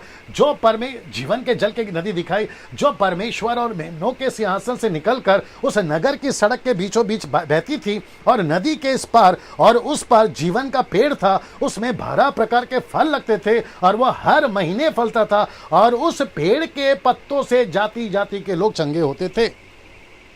आप लोग तैयार हैं पिक्चर देखने के लिए? ये रहा सबसे पहला। वाह, कुछ सेकंड रख रहा हूं, आप चाहे तो फोटो ले सकते हैं, स्क्रीनशॉट ले सकते हैं। जी दोस्तों, एक सबसे पहला ऐसा कुछ, और दूसरा ऐसा कुछ, और तीसरा ऐसा कुछ, जहां यीशु कहेगा कि परमेश्वर पिता के धन्य लोगों, ऐसे लोग जो यीशु के मिशन को लेकर चले, ऐसे लोग जो सकरे रास्ते से चले, जिनके लिए परमेश्वर नए यरूशलेम का दरवाजा खोल देगा। Can you believe this? और लिखा है कि परमेश्वर के सिंहासन के सामने ये नदी बहती है। इस तरफ भी पेड़े हैं, इस तरफ भी पेड़े हैं, और आगे बताऊंगा कि ये महीने, साल में एक बार नहीं, लिखा है कि हर महीने फलते हैं, और इनके पत्तों से लोग चंगे होते हैं। इसका मतलब ये नहीं है कि वहां बीमार होते हैं, चंगाई का अलग अलग मतलब होता है। इसका मतलब है वहां पर कोई बीमार होगा ही नहीं, ऐसी कोई समस्या वहां आएगी ही नहीं। तो ऐसा जीवन चाहिए, ऐसा स्वर्ग चाहिए, या यहां का पाप, या यहाँ का उल्टा सीधा काम, या यहाँ का व्यभिचार, या यहाँ का गर्लफ्रेंड बॉयफ्रेंड का चक्कर, या यहाँ का एक्स्ट्रा मैरिटल अफेयर, या यहाँ का शराब, नशा, दारू, ये चाहिए या ये जीवन चाहिए? आप ही तय करिए ना। दोस्तों, इसको देखते हैं। प्रकाशित वाक्य 22 का 3 लिखा है कि फिर श्राप ना होगा, और परमेश्वर और मेमने का सिंहासन उस नगर में होगा, और उसके दास उसकी सेवा करेंगे। इसका मतलब क्या है? श्राप नहीं होगा। आपको कनेक्ट करता हूं श्राप से, पोस्ट नहीं डाला हूं, लेकिन आप लोग जुड़ जाओगे। आपको पता है ना, परमेश्वर ने अदन के बगीचे में जैसे ही फल खाया, क्या दिया? श्राप। तो प्रभु कहता है कि जैसे तुम यहां पहुंचोगे, ऐसा कोई श्राप आएगा ही नहीं, और ना ही श्राप की कोई वस्तु वहां होगी। तो इसका मतलब है यहां आशीष ही आशीष है। लूसीफर फिर से ऐसा कोई क्रीचर नहीं आएगा, ऐसी कोई घटना फिर से नहीं होगी, इसकी गारंटी प्रभु लेता है। ना कोई वापस श्रापित होगा। और ये जो पेड़ है ना, आपको मैं बताऊंगा आगे, फल भी देता है। ये कनेक्ट करता है जीवन के पेड़ से, मैं कनेक्ट करूंगा आपको। आप पहले ये देख लीजिए, लिखा है कि ना कोई श्राप होगा, और लिखा है परमेश्वर और मेमना सिंहासन और उस नगर में होंगे, और उसके दास उसकी सेवा करेंगे। सेवा से मतलब है प्रभु के साथ रहेंगे ना। दोस्तों, कितना अद्भुत दृश्य होगा, कितना अद्भुत चित्र होगा। ये तो खैर मुझे उतना इसकी क्या कहते हैं ना, HD क्वालिटी अच्छी नहीं मिली, बट फिर भी आप लोग समझ रहे होंगे, ये अच्छा है। आप देख सकते हैं ना। यहाँ पे आते 20 का 4 में लिखा है, उसका मुंह देखेंगे, उसका नाम उनके माथे पर लिखा हुआ होगा। परमेश्वर का मुंह देखेंगे, कब देखेंगे? लिखा है मत्ती की किताब में, पहाड़ी उपदेश में, यीशु कहता है जिसके मन शुद्ध है, जो दूसरों का मेल कराते हैं, जो परमेश्वर की सेवकाई करते हैं, वो परमेश्वर को देखेंगे। याद आ गया होगा आपको? तो इसका मतलब है कि ऐसे लोग ही स्वर्ग में होंगे जो परमेश्वर का मुंह देखेंगे। मूसा देखना चाहता था, मूसा को मना करा, बोला बेटा देखेगा मर जाएगा। लेकिन आपको पता है क्या अद्भुत होगा कि हम परमेश्वर के साथ चलेंगे, और परमेश्वर का नाम हमारे माथे पे लिखा होगा। इसलिए क्योंकि हमने एंटी क्राइस्ट का नाम नहीं लिया, इसी वजह से। सोच के देखिए, माथे पे परमेश्वर का नाम और उसका मुंह देखेंगे। यीशु को फिलिप ने पूछा, हमें परमेश्वर दिखा। आपको पता है यीशु ने क्या कहा, जिसने मुझे देखा उसने परमेश्वर को देखा। लेकिन यहाँ पे कॉन्सेप्ट चेंज हो जाएगा। अब हम यीशु को भी देख पाएंगे साक्षात, हम परमेश्वर पिता को देख पाएंगे साक्षात, हम पवित्र आत्मा को भी देख पाएंगे साक्षात। अद्भुत नजारा होगा, अद्भुत बातें होंगी यहाँ पर ना। इसको देखिए पद 5, फिर रात ना होगी, उन्हें दीपक और सूर्य के उजाले का प्रयोजन ना होगा, क्योंकि प्रभु परमेश्वर आप उन्हें उजाला देगा और वो युगान युग राज करेंगे। Can you believe this? यहाँ रात नहीं होगी, दिन नहीं होगा, रात नहीं होगी, दीपक उसका उजाला होगा, माफ करें, दीपक उसका उजाला होगा, रात नहीं होगी। रात का मतलब अंधेरा नहीं होगा, अंधेरे से मतलब है ऐसी कोई वस्तु नहीं होगी जिससे दुनिया तबाह हुई है। ऐसा समंदर हो, शैतान हो, स्वर्गदूत हो, शराब हो, XYZ, ऐसा कुछ नहीं होगा, परंतु उनका दीपक सूर्य जो है उनका उजाला होगा। और वहाँ इसकी ज़रूरत भी नहीं है, लाइट की बिल की जरूरत, आपको बिल नहीं भरना पड़ेगा, सब कुछ आपके लिए उपलब्ध होगा। और वो कहता है युगान युग राज करें। ये मुझे अच्छा लगा, इसलिए इसको लाल में लिखा हूँ, युगान युग। मतलब ये कुछ समय के लिए नहीं है, ये हमेशा का जीवन काल है। मैं वापस कहता हूँ, अगर कोई मेरा हिंदू भाई, मुस्लिम भाई, सिख भाई या जो भी सुन रहा है, ऐसा जीवन पालो सर, नहीं तो गई भैंस पानी में। प्रकाशित वाक्य 22 का 6, फिर उसने मुझसे कहा, ये बातें विश्वास योग्य और सत्य हैं। सीरियस, ये मजाक नहीं है, ये फेरी टेल की स्टोरी नहीं है, ये चंदा मामा की कहानी नहीं है, ये वास्तविक है, ये सच है। कुछ मेरे मुस्लिम भाई कहते हैं कि इनकी बाइबल बदल गई है। अच्छा, वो कहते हैं कि इनकी जो बाइबल है अब सब करप्ट हो गया। कहां से लेकर आए भाई ये कॉन्सेप्ट? ये मानते हैं कि हमारे पास में ओरिजिनल मैन्युस्क्रिप्ट नहीं है, लेकिन copies of copies of copies है, और उससे हमें कोई अपरहेज नहीं है। यीशु का वचन उतना ही सच है जितना तब था, उतना ही सच है जितना आज है, और ये उतना ही सच होगा जब ये कल होगा। ऐसा विचित्र हो यार तुम लोग, क्या कहते हो कि हमारी जो बाइबल है वो चेंज हो गई है? मैं आपसे एक प्रश्न पूछता हूं, सुबह का अखबार जब आपके पास पहुंचता है, आप उसको पढ़ते हो, पढ़कर रख देते हो, उसको हो गए 10 साल, 20 साल, 30 साल, फिर वापस उसको उठाकर पढ़ते हो, तो तारीख बदलती है ना मेरे दोस्त। क्या उसमें का पूरा ये चेंज हो जाता है? मतलब उसकी लिखाई चेंज हो जाती है, वही रहता है ना सब कुछ। वैसे आपकी और हमारी बाइबल है, आप कितना भी पुराना हो तो क्या फर्क पड़ता है? जैसा न्यूज़पेपर में खबर उतनी सच है जितनी तब थी। क्या न्यूज़ का खबर चेंज हो जाता है 10-20 साल के बाद में? नो। वैसे ही परमेश्वर का कोई वचन चेंज नहीं होता। इसलिए तो लिखा है ना कि परमेश्वर का वचन कभी नहीं टलेगा। क्या बकवास करते रहते हो यार तुम लोग यूट्यूब के ऊपर मुस्लिम्स? ये आपको समझना जरूरी है। अगर हम तुम्हारे में घुसेंगे, और मेरे को तो बिल्कुल नहीं छेड़ना, अगर हम तुम्हारे में घुसेंगे तो फिर अलग ही हिसाब कर देंगे हम आपका। इसलिए वापस कह रहा हूं कि अपने तक रहो, और यहां पर जो है हमारा हमने हमारे तक रखो, और कुछ चीजें सीखने मिलती सीखो यार। क्या तकलीफ है तुम लोगों को? यहां पर परमेश्वर बता रहा है कि जिसका भी नाम जीवन की पुस्तक में होगा वही बचेगा। इसलिए कहता है कि यह विश्वास योग्य है और सत्य की बातें। प्रभु ने जो भविष्यवक्ताओं की आत्माओं का परमेश्वर है और अपने स्वर्गदूतों के इसलिए भेजा कि अपने दासों को वह बातें जिनका शीघ्र पूरा होना है अवश्य है दिखाए। तो पृथ्वी पे ये सब कुछ घटेगा, पृथ्वी पे ये सब कुछ होगा ना। इसको देखिए, प्रकाशित वाक्य 22 का 7, देख मैं शीघ्र आने वाला हूं। धन्य है, ये शब्द आपको याद आ गया होगा। प्रकाशित वाक्य 1 का 3 में, धन्य है जो पढ़ता सुनता चलता। ये धन्य है जो इस पुस्तक की भविष्यवाणी की बातों को मानता है। तो इसका मतलब है कि 10 दिन से अभी तक, आज का 10वां दिन, मैं जिस दिन से प्रचार कर रहा हूं, आप लोग जो 1200, 1300, आज तो शायद 1400 भी हो गए, आप सभी जो देख सुन रहे हैं, आप लोग धन्य हैं। फेसबुक वालों धन्य, यूट्यूब वालों धन्य, मुझसे पहले जिन्होंने प्रचार किया उनकी वीडियो देखा प्रकाशित के, आप भी धन्य हो, वो भी धन्य है ना। इसको देखिए 22 का 8 कहता है, मैं वही होना हूं जो ये बातें सुनता देखता था, और जब मैंने सुना और देखा, जो स्वर्गदूत मुझसे ये बातें दिखाता था, मैं उसके पांव पर दंडवत करने के लिए गिर गया। किसके? स्वर्गदूत के। कौन? यूहन्ना। अब जरा मजा देखिए, वचन 9 कहता है कि उसने मुझसे कहा, देख ऐसा मत कर। उसने साफ मना किया। आपको पता है क्यों? क्योंकि वो स्वर्गदूत जो भी हो, उसको ये पता था कि लूसीफर का क्या हालत हुआ है।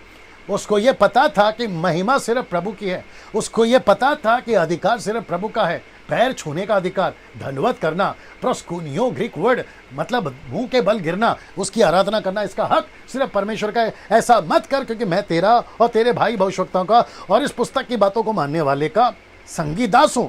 अगर झुकना है, अगर पैर छूना है, अगर दंडवत करना है, तो सिर्फ परमेश्वर की। आजकल क्या चल रहा है सर? पंजाब के अंदर देखा है, एमपी के अंदर देखा है, कुछ लोग सेवकों का पैर छू रहे हैं। तो तुम तो यार स्वर्गदूत से भी बड़े हो गए। आप तो फिर परमेश्वर की जगह पे आ गए। मैं उन सभी को बड़े कठोर शब्दों में, बड़े गुस्से के साथ और उन सभी को चेतावनी के रूप में कहना चाहता हूं, जितनी जल्दी हो सकता है सुधर जाओ। जो दूसरों से, खास करके पास्टरों, जो दूसरों सेवकों से, माफ करिए चर्च के मेंबरों से तुम अपना पैर छुलवाते हो, यह वचन तुम्हारे लिए। जितनी जल्दी हो सकता है सुधर जाओ और तौबा करो, नहीं तो फिर गई भैंस पानी में। हाँ, इसको देखिए 22:10 कहता है, उसने मुझसे कहा, इस पुस्तक की भविष्यवाणी की बातों को बंद मत कर, क्योंकि समय निकट है। दानियल से कहा था 12 अध्याय में कि बंद कर दे, अभी नहीं बोलना, लेकिन इसको कहता है बंद मत करना और बोलते रहे। इसके वसीले से मैं आप सभी को कहना चाहता हूं कि जितना हो सकता है ये 10 दिन की टीचिंग की वीडियो खूब शेयर करो, खूब शेयर करो। साथ ही साथ फेसबुक के ऊपर मेरे चर्च को भी बोलना चाहूंगा, मसीह मंथन के मेंबर्स को बोलना चाहूंगा, जितना हफ्ते में शेयर कर सकते हो, कॉपी करो, लिंक कॉपी पेस्ट करो, यूट्यूब से लिंक को कॉपी करो और फेसबुक पे शेयर करो या कॉपी करो, व्हाट्सएप पे कॉपी करो, और जितनी तादाद में शेयर कर सकते हो। आपको अगर ये ठीक लग रहा है मेरा टीचिंग, खूब शेयर करिए ताकि लोगों तक ऐसी बातें पहुंचने पाए। तो लिखता है बंद मत कर, और मैं आपको भी कहना चाहता हूं, आप अपने अपने तरीके से पढ़ो, स्टडी करो और अपने अपने चर्चेस को या लोगों को सिखाओ।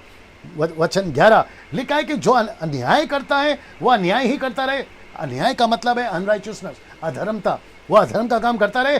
जो मलिन है, मलिन का ब्रैकेट में इंग्लिश में लिखा फिल्दी, इसका मतलब है घृणित काम, गंदे काम, बुरे काम वो करता रहे, मैं नहीं रोकूंगा, यीशु कहता है। फिर कहता है वो मलिन बना रहे, जो धर्मी है वो धर्मी बना रहे, और जो पवित्र है वो पवित्र बना रहे। मतलब मैं किसी को रोबोट की तरह चाबी भर के पवित्रता के काम नहीं करवाऊंगा। आपको बताता हूं मैं क्या बोलने की कोशिश कर रहा हूं। मुझ जैसे प्रचारक या मुझ जैसे 10% प्रचारक आपको यूट्यूब, फेसबुक और चर्च के पुलपिट से, कन्वेंशन से, क्रूसेड से ऐसी बातों का वार्निंग देते रहेंगे, और इसलिए तो हमको बेचता भी है प्रभु। लेकिन चलना नहीं चलना ये आपके ऊपर है, मानना नहीं मानना ये आपके ऊपर है। और प्रभु कहता है कि पवित्र बनना है बनो, धर्मी बनना है बनो, फिल्दी गलत काम करना है वो भी करो। जब तुम गलत काम कर रहे होगे ना, बड़े ध्यान से सुनना, जब गलत काम कर रहे होगे ना तो ऊपर से प्रभु स्वर्गदूत को भेजकर तुमको रोकेगा नहीं। जब तुम अपने मोबाइल पे गलत फिल्म देख रहे होगे ना तो प्रभु रोकेगा नहीं। जब तुम अपने पीसी पे गलत फिल्म देख रहे होगे ना, प्रभु रोकेगा नहीं। जब तुम थिएटर जा रहे होगे ना तो प्रभु रोकेगा नहीं, पीछे से पकड़कर मत जा। नो, वो कह रहा है जिसको जैसा करना है करते रहो। क्यों? मैं आपको बताता हूं। देख, मैं शीघ्र आने वाला हूं और हर एक के काम के अनुसार बदला देने के लिए प्रतिफल मेरे पास में है। मैं न्याय के दिन जब तुम्हारी पुस्तकें और पुस्तक खुलेंगी ना, मैं सबको उसके काम के अनुसार उसका हिसाब दूंगा। मैं सबका उसके हिसाब से काम के अनुसार उसका हिसाब दूंगा। 1 कोरिन्थियों 13:12-13 कहता है, यदि कोई उस नेह पर, यानी यीशु पर, यदि कोई उस नेह पर सोना, चांदी, बहुमूल्य पत्थर, काठ, घास, फूस का रद्दा रखता है, मतलब मिनिस्ट्री करता है, हर एक का काम प्रकट हो जाएगा, क्योंकि वह दिन उसे बताएगा। क्यों? इसलिए कि आग के साथ प्रकट होगा और वो आग और हर एक का काम परखेगी कि वो कैसा है। तो इसको जैसा जैसा करना है वो करता रहे।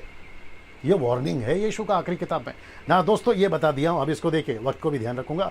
प्रकाशित वाक्य 12:13, मैं अल्फा हूं, मैं ओमेगा हूं, मैं पहला और पिछला, आदि और अंत हूं। यीशु की बात हो रही है। यीशु है अल्फा, यीशु है ओमेगा, यीशु है पहला, यीशु है पिछला, यीशु है परमेश्वर। He is a god. वो थियोस है, ग्रीक वर्ड, वो थियोस है जिसको कहते हैं capital G, is not a small G, capital G, वो परमेश्वर है। आप कुछ लोग कहते हैं वो पैगंबर है, वो खुदा कैसे हो सकता है? फिर ये क्या है भाई? फिर ये क्या है? हम आपकी बात सुने या फिर इनकी बात सुने? और ऐसे लोग जो उनकी सुनते हैं, मैं उनको कहना चाहूंगा फिर ये क्या है? यीशु खुदा है, कोई शक नहीं है। यीशु खुदा था, यीशु खुदा है और यीशु खुदा रहेगा। 50 बार बोलूंगा, लाख बार बोलूंगा, ये बात आप समझ लीजिए। प्रकाशित वाक्य 22:14, धन्य है जो अपने वस्त्र धो लेते हैं, क्योंकि उन्हें जीवन के पेड़ के पास आने का अधिकार मिलेगा। वे फाटकों से होकर नगर में आया जाया करेंगे। यह बताती है कि धन्य है जिसके वस्त्र धो लिए गए, मतलब जो यीशु से उद्धार पा लिया, जिसका उद्धार हो गया, जिसके पाप माफ हो गए। ऐसे लोगों को प्रभु कहता है कि जीवन के पेड़ से, याद है ना, आदम को खाने का हक था, जीवन का पेड़ का फल, लेकिन उसने ऐसी गलती करी कि वहां से निकाल दिया। अब वही पेड़, कुछ लोग बोलते हैं हमको अदन का बगीचा का वो पेड़ देखना है, हमको अदन बगीचा देखना है। परमेश्वर बोलता है बेटा वो तो नहीं दिखा पाऊंगा, लेकिन वो पेड़ का फल जरूर खिलाऊंगा, जीवन का फल। और फिर कहता है कि वो नगर में, फाटकों में, मतलब उनका जो एक्सेस है ना, कैन यू बिलीव, हम होंगे पृथ्वी पे, लेकिन हम सीधा एक्सेस, मतलब सीधी एंट्री स्वर्ग तक हो सकती है। पूरा स्वर्ग घूम सकते हैं without plane, without jet, without helicopter, without rocket, कहीं पे भी जा सकते हैं। इसलिए तो लिखा ना, आत्मा की बातें आत्मा ही समझेगा, आत्मिक लोग ही समझेंगे।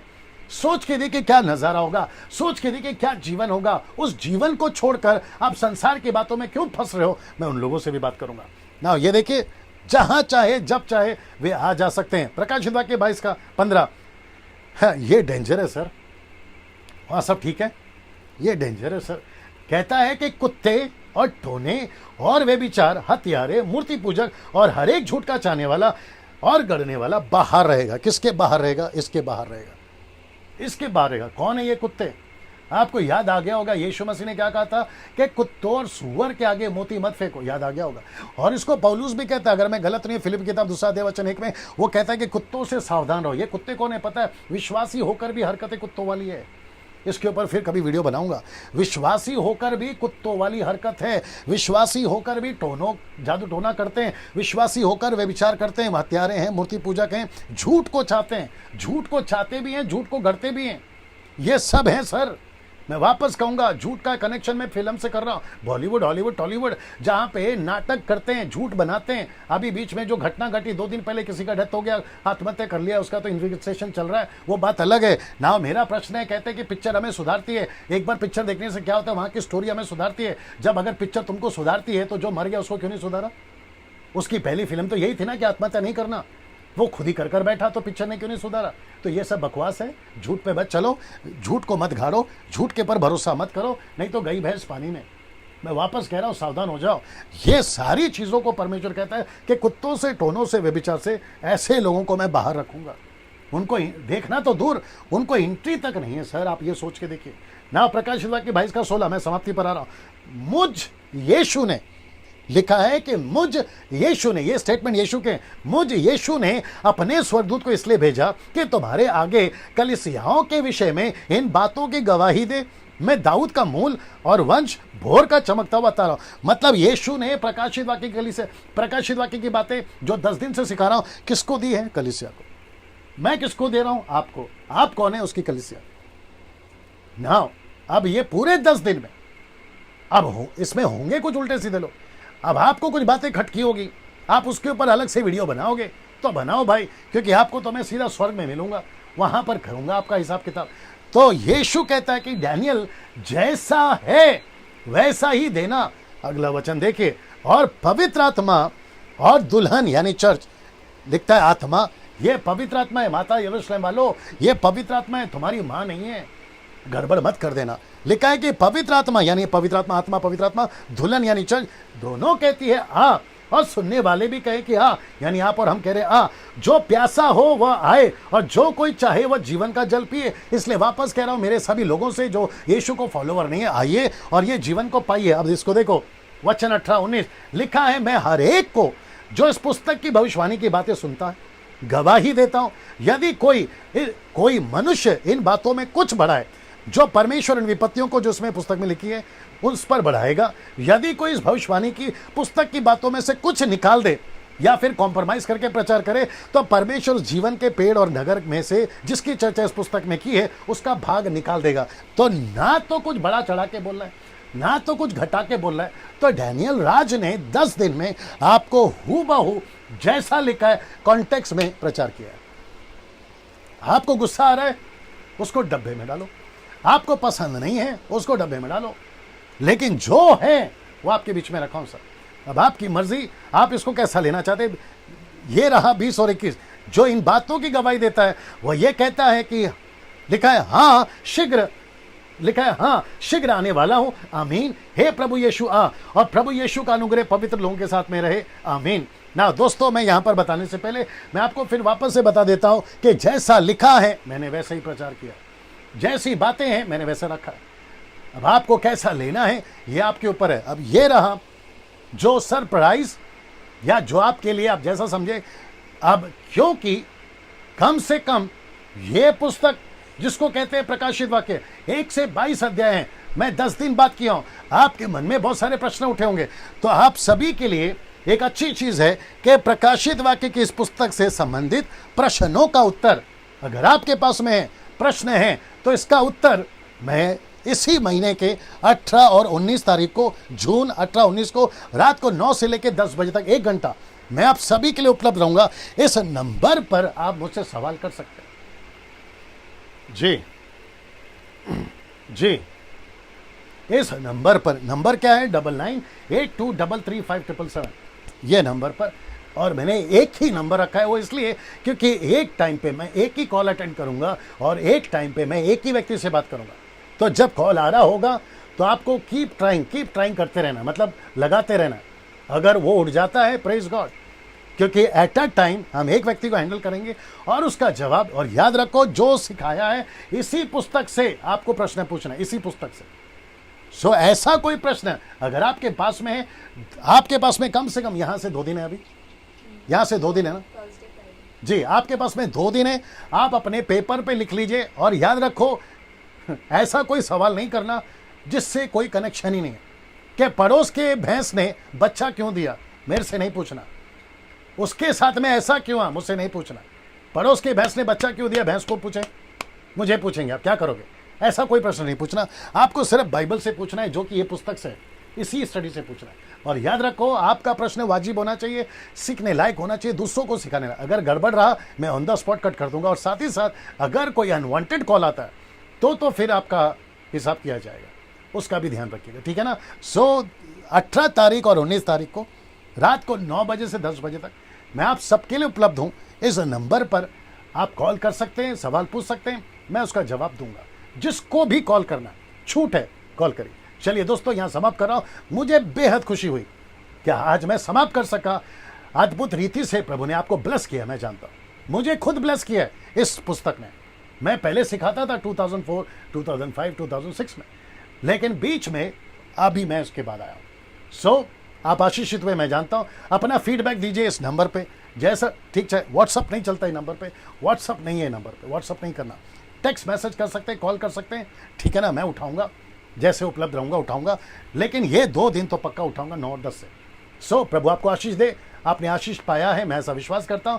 अगले सब्जेक्ट, अगले इस वीडियो के साथ फिर कभी मुलाकात होगी, लेकिन 18-19 को तो पक्का होगी, रात को 9 से 10 बजे तक। प्रभु आपको आशीष दे, अपना ख्याल रखिए।